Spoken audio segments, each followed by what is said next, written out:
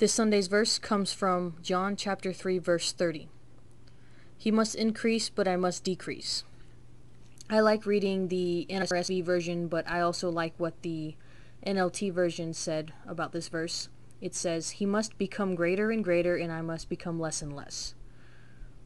So these words were spoken by John the Baptist at the Jordan River. He was talking with his own disciples, and this conversation can be found in John 3, verses 25 through 30, and here's what it says.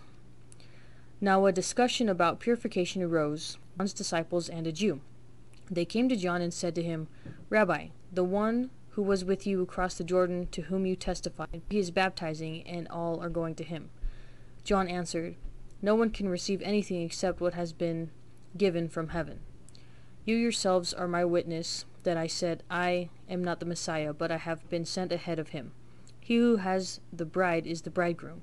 The friend of the bridegroom who stands and hears him rejoices greatly at the bridegroom's voice.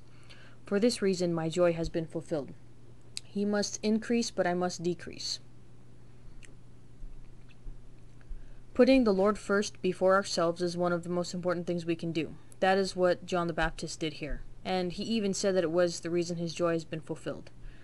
Putting the Lord first makes us humble. It keeps us in the right mindset no matter what situations we're in. Sometimes we need to make sacrifices in order to glorify God. Nobody said that it was going to be a field of flowers and cotton candy. Putting God first helps us to build a relationship with Him and to continually seek Him to listen for His voice. Putting God first shouldn't be anything that is forced. It's something we should be willing to do and should make us happy. Why should it be any other way? So what does this have to do with us today? Jesus has already been here. He has already suffered, died, been buried, resurrected from the dead, and ascended into heaven. Does that mean our work here on earth is done? Absolutely not. Still, this very day, it is our job to proclaim the Lord. That doesn't mean we take our Bible and get in people's faces about it. Realizing that God is so much bigger than we are is the first step. If we walk with God in humility and actively seek Him, He will be our voice when we need it the most.